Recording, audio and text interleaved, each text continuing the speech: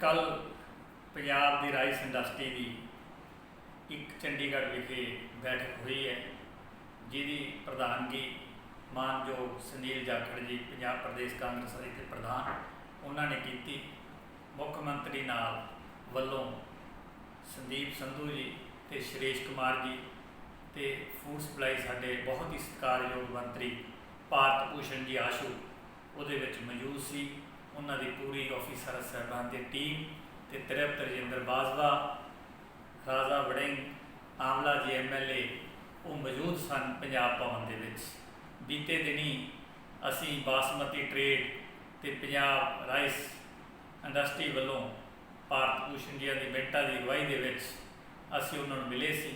जाखड़ साहब उन्होंने अपनियां जिहड़ियां 20-21 दियां मुश्किलात आ रही सी ते पुरानियां मुश्किलां जो शैलरां दियां सीगियां उहदे बारे असी जाणू कराया। उन्होंने कल साडी बड़ी हाई पावर मीटिंग एक अरेंज की। उहदे विच असी समुची एसोसीएशन वालों उत्थे भाग लिया। बासमती की दास ने बाल कृष्ण बाली ने अगवाई की, जिहदे विच KRBL ग्रुप वालों अनिल कुमार जी LT वालों, अशोक जी, बाबा नागा वालों मोनू जी ते फिरोजपुर वालों साडे तुलिया साहब हाज़र सन।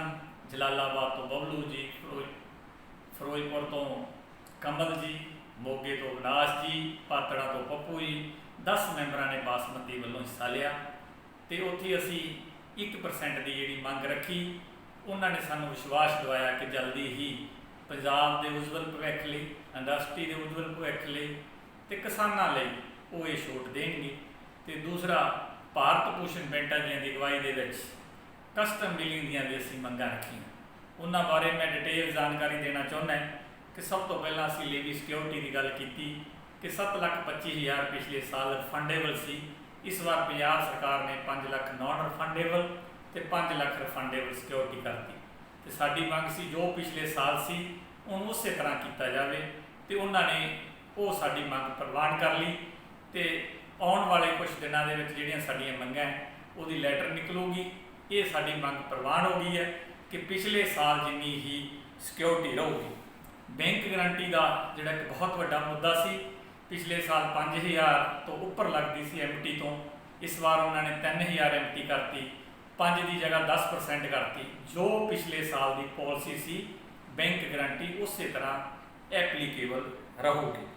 यूजर चार्ज 7 रुपये 32 पैसे, जिहड़ी साडी इंडस्ट्री की बहुत वड्डी मंग सी कि भारत सरकार के वलों एक ऑब्जेक्शन लगा सी कि असीं बिल दईए। असी उन्होंने ये दसिया कि तुसीं सानूं अगाहों जानकारी नहीं की कि असीं इन्हां दे बिल प्रोवाइड करने हैं, साडी मिल्लां ने बिल नहीं लए, इसलिए सानूं 7 रुपये 32 पैसे दिते जाण।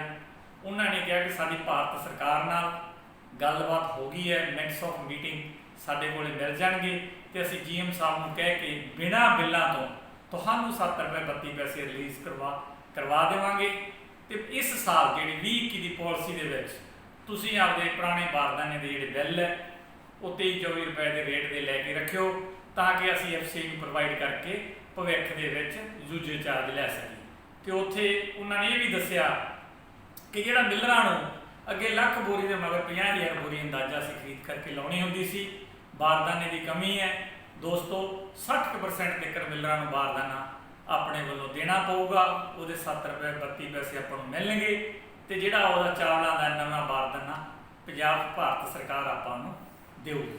ये यूजर चार्ज के संबंध दे विच स्पष्टीकरण तुहानूं देना चाहुंदे हैं।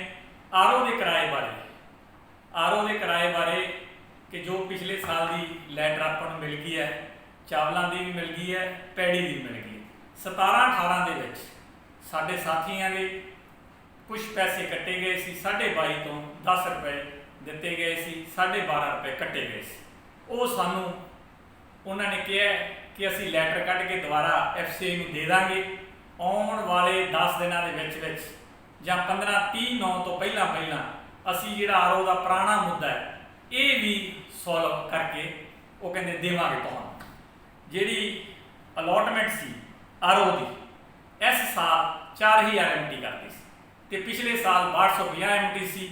वो भी उन्होंने साडी ये मंग प्रवान कर ली है कि इस साल भी सानू पिछले साल की तरह हर एक मिलर नूं 6250 MT पैड़ी जो कैपेसिटी जिहदी जिस तरह है उवें लैण दा सरकार वालों प्रावधान मिल जाएगा। और एक बहुत वड्डा साडा एक पॉइंट सी साडा मिल्लां कि जिहड़ियां मिल्लां सेल हो जांदियां उन्हां दे विच किसी कोल जमीन घट है, पुराने टाइम की बनी हुई है, लेकिन मिल सेल हो गई, उहदी मिल की वैल्यू रिड्यूस हो जाती सी। कोई मालक शैलर चलाउंदा है, वो लीजी नूं दिंदा है, ते जे कहंदे मालक चलाऊगा तो उहदी मिल की जिहड़ी है कैपेसिटी रिड्यूस हो जाएगी। इस तरह के 2-3 जिहड़े मुद्दे सीगे जिहड़े साडी मिल की वैल्यू घटाउंदे सी, मिल की कैपेसिटी घटाउंदे सी, ਉਹ ਮੈਨੂੰ जान के बड़ी खुशी है। नाल मैं उत्थे धन्नवाद करदा इंद्रजीत जौली का, जिन्हें बड़ी बखूबी एसोसीएशन में इस गल ते प्रैशर पाया कि आपां ये गल मनवाउणी है। तो उत्थे मैं तहे दिलों इस गल का मंत्री साहब का भी शुक्रिया अदा करदा, जिथे उन्नियां मंगां दे नाल ये मंग साडी उन्होंने सुरेश कुमार जी के समक्ष रख के उन्होंने भी सानू प्रवानगी मिल गई है।